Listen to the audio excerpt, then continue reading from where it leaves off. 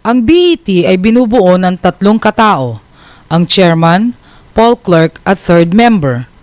Ang BET ay aakto sa pamamagitan ng chairman at magdedesisyon sa pamamagitan ng majority vote sa mga katanungan at issue na maaaring lumitaw habang ginagawa ang kanilang trabaho.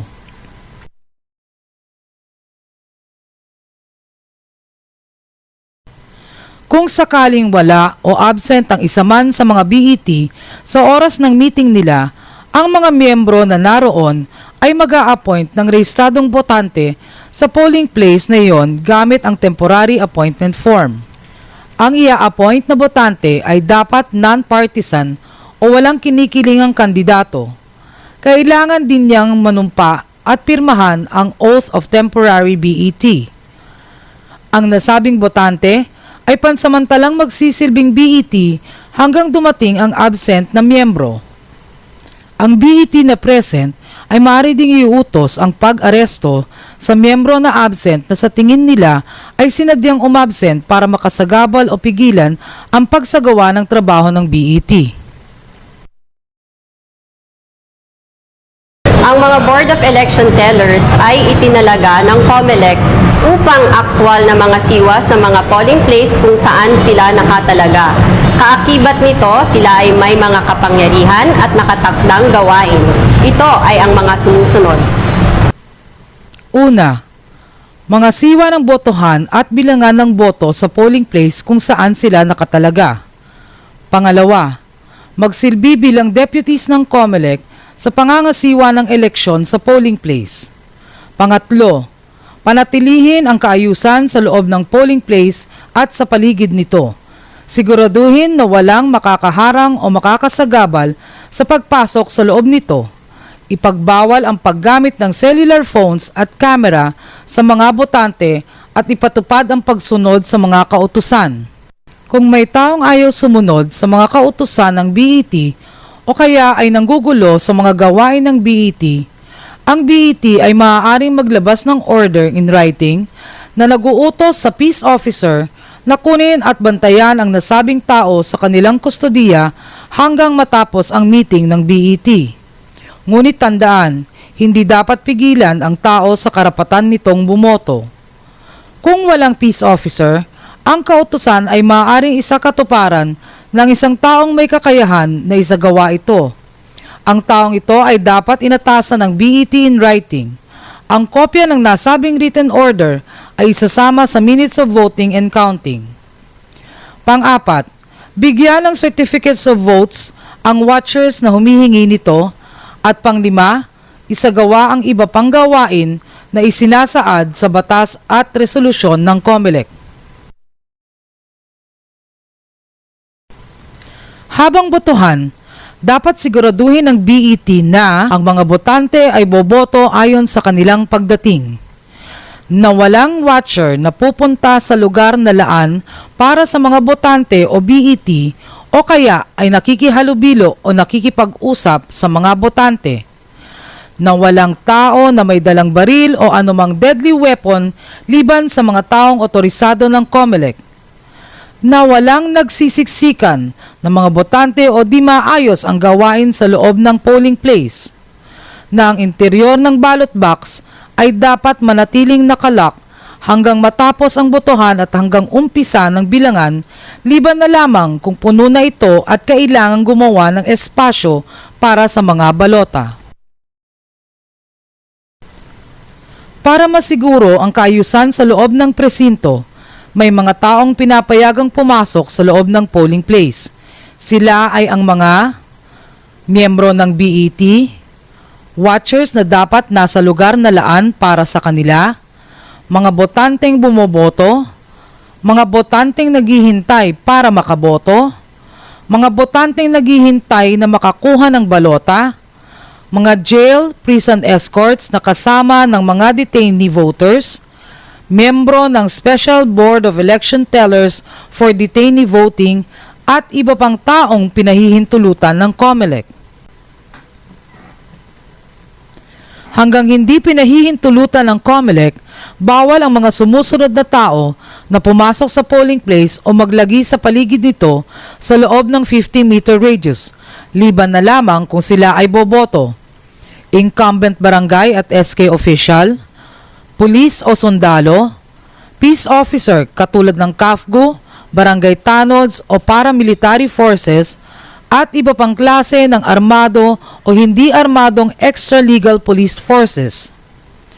Kung sa tingin ng BET, by majority vote, na kailangang magtalaga o tumawag ng police o peace officer para sa kanilang proteksyon at ng mga election documents at paraphernalia, maaari nila itong i-order in writing.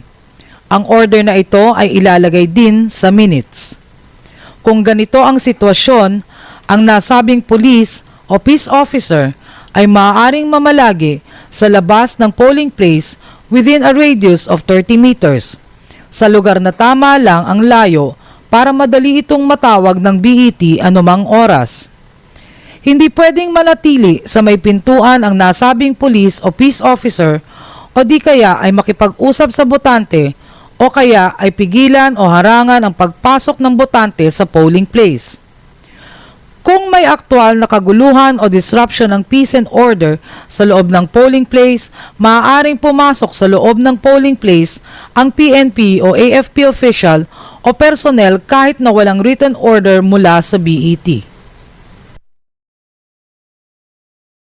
Ang mga kandidato para sa barangay at SK elections ay maaring magtalaga ng 2 watchers bawat polling place or canvassing center. Sila ay maninilbihan ng halinhinan sa bawat polling place or polling center.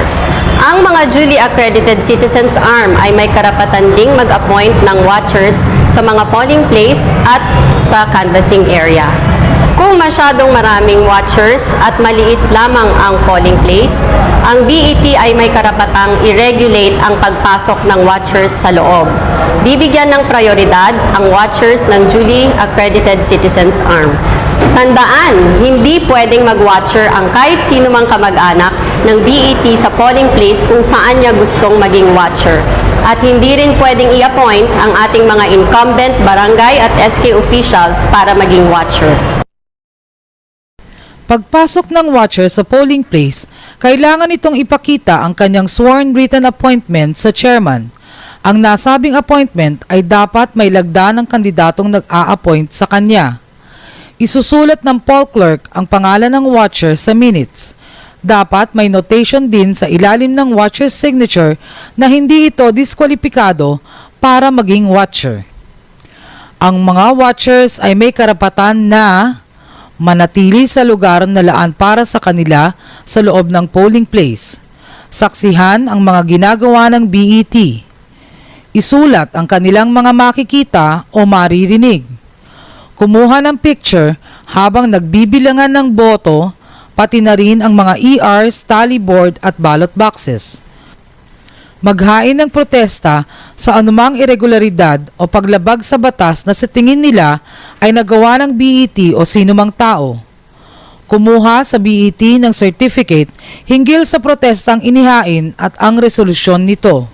Makita ng walang sagabal ang mga balota habang binabasa ng chairman, ang election returns at tally board na sabay pinupuna ng poll clerk at third member na hindi hinahawakan ng nasabing dokumento. Ang mga watchers ay hindi dapat nakikipag-usap sa mga miyembro ng BET, sa mga botante o sa kapwa watchers sa paraang nakakaistorbo sa proceedings ng BET.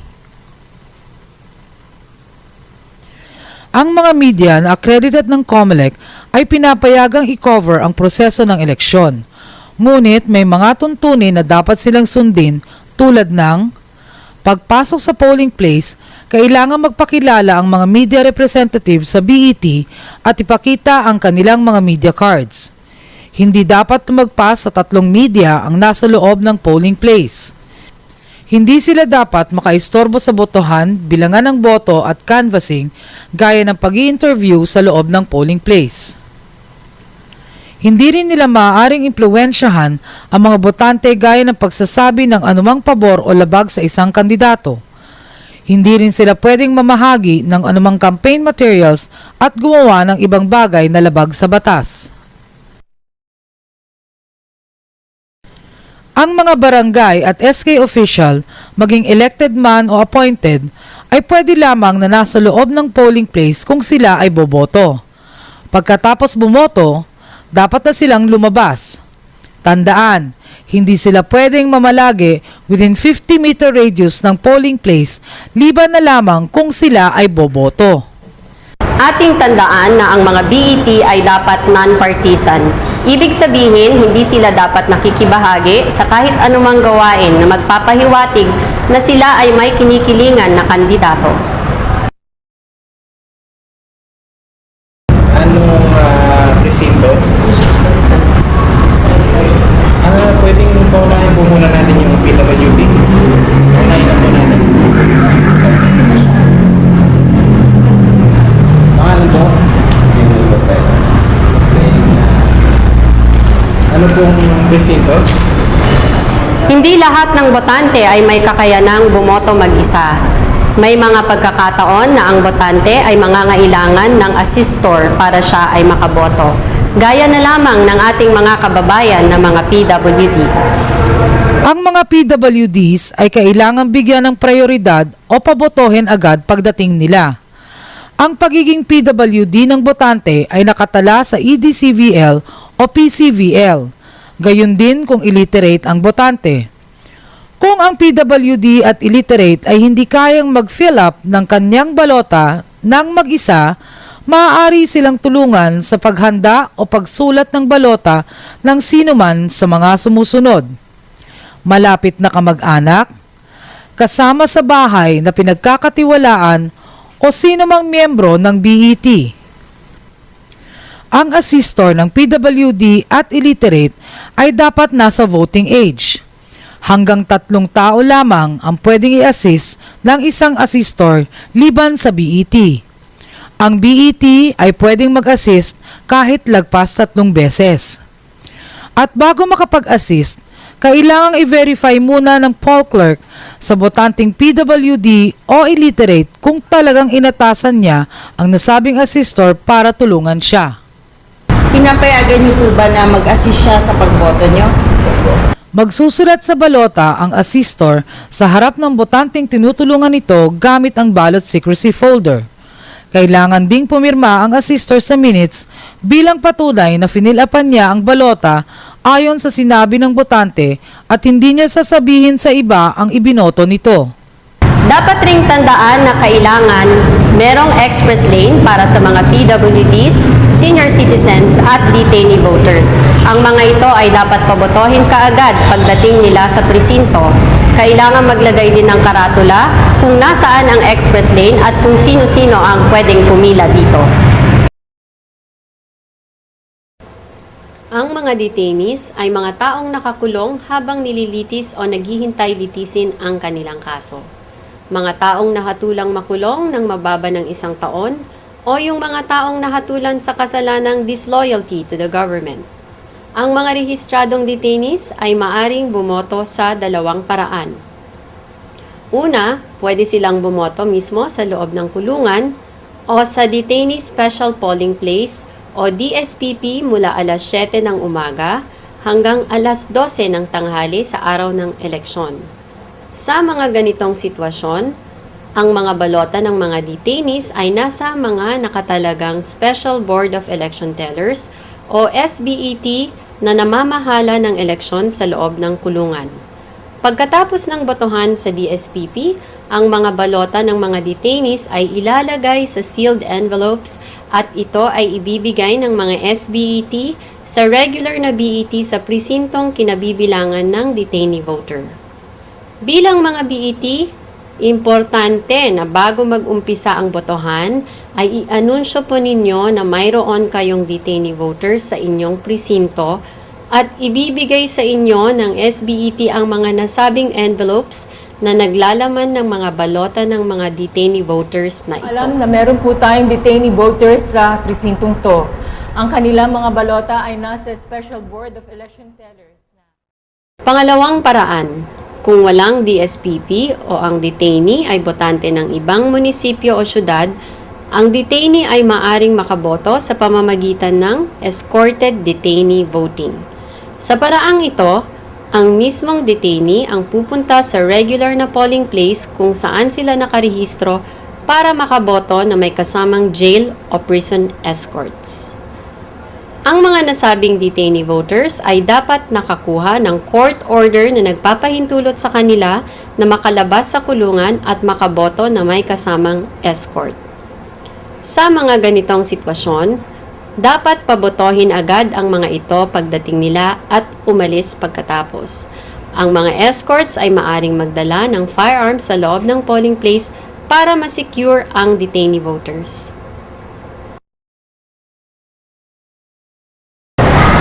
Sa minutes of voting and counting of votes, isusulat ng BET ang mga kinakailangang impormasyon at mga pangyayari na nagaganap sa botohan at bilangan ng boto.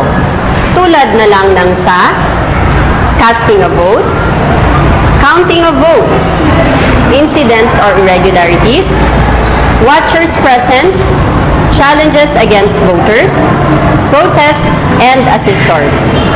2 kopya ang kailangang gawin ng BET. Pareho itong pipirmahan ng BET at ilalagay sa mga magkaibang envelopes at lalagyan ng paper seal. Ang isang kopya ay para sa election officer at ang isang kopya naman ay ilalagay sa ballot box for valid ballots.